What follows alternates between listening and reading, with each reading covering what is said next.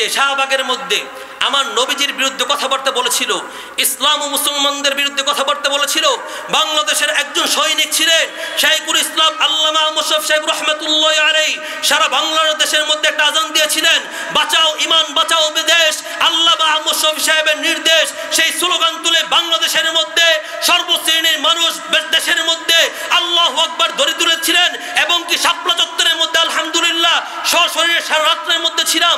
তখন রাশেদ খান মেনর, হাসানুল হক ইনু তারা বলেছিল ইসলামকে হেফাজত করবে আল্লাহ। হেফাজত আসে কেন?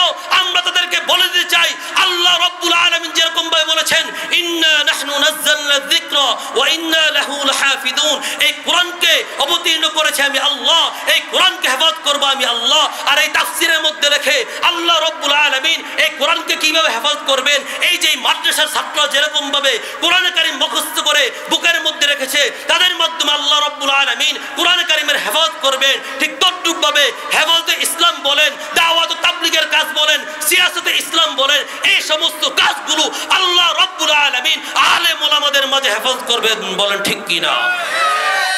আলেম ওলামাদের মাধ্যমে কি করবেন? হেফাজত করবেন।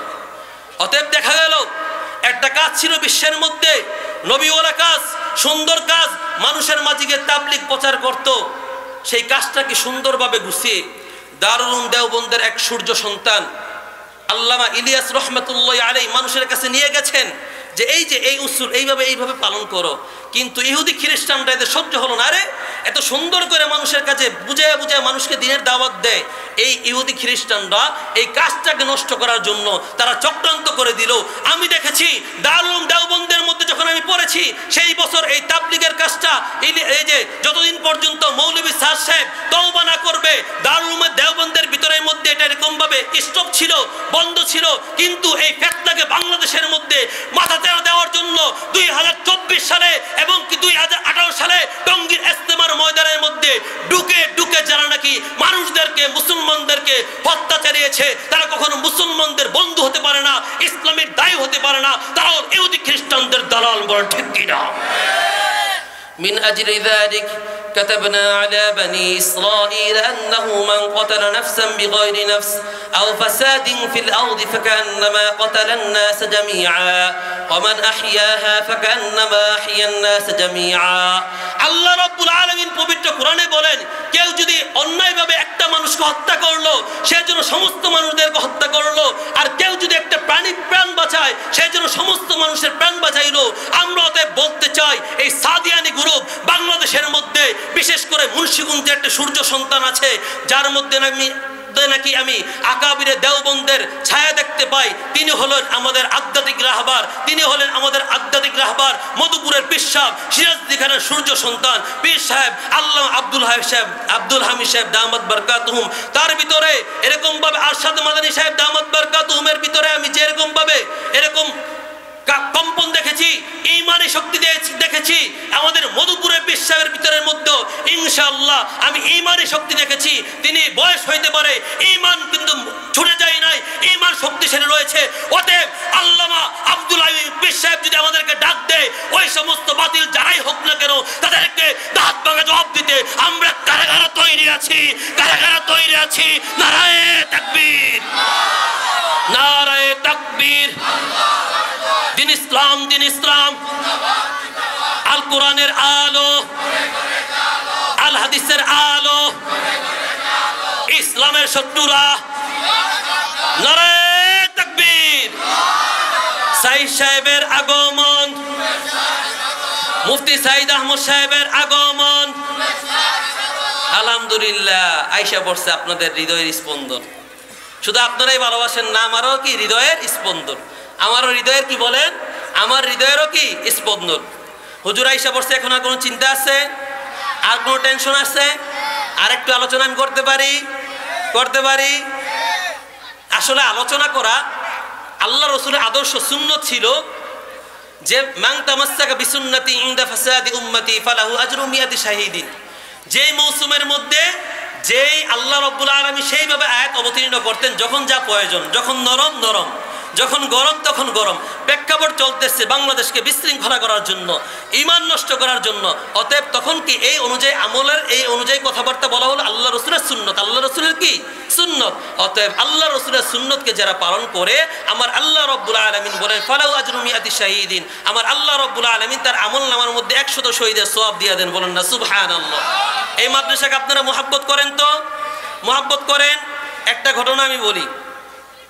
আমি যেহেতু আলহামদুলিল্লাহ দারুল দেওবন্দের মধ্যে লেখাপড়া করছি, আমাদের এশিয়া মহাদেশের মধ্যে যিনি সর্বপ্রথম হাদিসের দর্শ দিয়েছেন, ক্বালা ক্বালা রাসূলুল্লাহ সাল্লাল্লাহু আলাইহি ওয়াসাল্লাম ইন্নামাল আ'মালু বিন্নিয়াত আও কামা ক্বালা আলাইহিস সালাতু ওয়াসসালাম কালিমাতান হাবিবাতান ইলার রহমান খাফীফাতান আলাল লিসান থাকীলাতান ফিল মিজান সুবহানাল্লাহি ওয়া বিহামদিহি সুবহানাল্লাহিল আযীম। আমাদের এশিয়া মহাদেশের মধ্যে যিনি নাকি সর্বপ্রথম হাদিসের দর্শ দিয়েছেন, শাহ ওলিউল্লাহ মুহাদ্দিস দেহলভী রাহমাতুল্লাহি আলাইহি, আল্লাহ রসুলের রওজার সামনে গিয়ে একবার মোরাকাবা করতেছেন। তো মোরাকাবা করা অবস্থায় তিনি দেখতে পাইলেন আল্লাহ রসুল সাল্লাল্লাহু আলাইহি ওয়াসাল্লামের সিনা মুবারক দুই দিক থেকে নূর বের হচ্ছে। কি বের হচ্ছে বলেন? নূর বের হচ্ছে। আর এই নূরগুলো কোথায় যায়?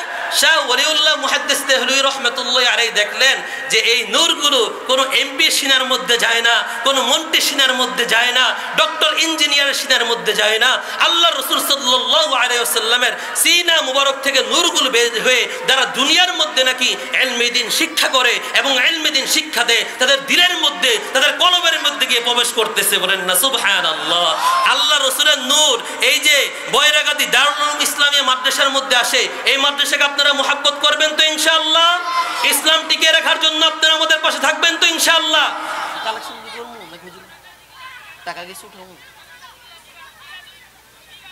আচ্ছা হুজুর এসে গেছে। যেটা আমি বলি, সাইদ আহমদ সাহেবকে সামনে রেখে আমি আরো কয়েকটা কথা বলি। সেটা হলো মুফতি সাইদ আহমদ সাহেব দামাত বারকাতুহুম আমার বন্ধু, আমার কি বলেন বন্ধু। আল্লাহ রব্বুল আলামিন তাকে এরকম সম্মান দিয়েছেন, এটা একটা আল্লাহ রব্বুল আলামিনের প্রদত্ত দান। মা বাবার দোয়া ও ভালোবাসা, উস্তাদদের নেক নজর রয়েছে।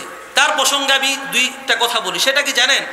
মুফতি সাইদ আহমদ সাহেবের সাথে আমার 2015 সাল থেকে পরিচয়। সে আমার বন্ধু, কিন্তু তার ভিতরে আমি এমন কিছু আখলাক তবিয়ত দেখেছি যার কারণে আমি তার প্রেমে পড়ে গেছি এবং কি তার প্রতি আমার একটা ভালোবাসা।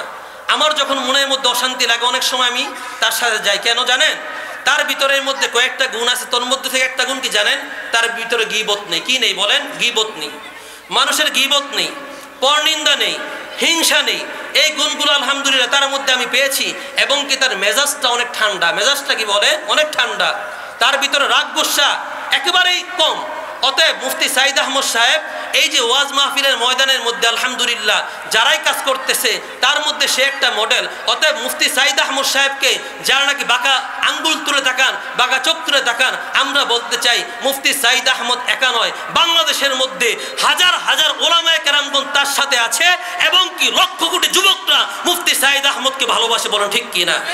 অতএব একটা অনেক সময় কিছু কিছু জিনিস নিজের অজান্তে হয়ে যায়, নিজের অজান্তে কিছু জিনিস হয়ে যায়। আরে ভাই, আরে অনেক মানুষ, এক সাহাবী আল্লাহ রাসূলের কাছে আসছে, 10 জন কন্যা সন্তানকে দাফন করছে। আরেক সাহাবী এসে চোখের পানি ফালায় বলে, ইয়া রাসূলুল্লাহ, আমি তো আমার একটা কন্যা সন্তানকে এরকম ভাবে দাফন করেছি, তার কান্নার আওয়াজ আমার কানের মধ্যে আসে। আল্লাহ রাসূল সাল্লাল্লাহু আলাইহি ওয়াসাল্লাম বলেন, আল ইসলামু ইয়াহদিমু মা কানা ক্বাবলাহু ওয়াল হিজরাতু তাহদিমু মা কানা ক্বাবলাহা আত-তাইবু মিনাদ যামবি কামান লা যামবা লা। ও মিয়া, মানুষ বলতেই তো ভুল হয়। নিজের অজান্তে অনেক কিছু হয়ে গেলে আল্লাহর কাছে মাফ চাইলে আল্লাহ রাব্বুল আলামিন মাফ করে দেয়। মুফতি সাইদ আহমদ সাহেব দামাত বারকাতুহুম যে একটা ঘটনা হয়েছিল, সেটার মধ্যে একটা উস্তাদের আদেশ ছিল, তা সেটার মধ্যে তার কোনো ছাত্র জমানার ঘটনা, কিন্তু এটাকে কেন্দ্র করে কেউ তার দিকে বাঁকা চোখ তুলে তাকাইবেন না।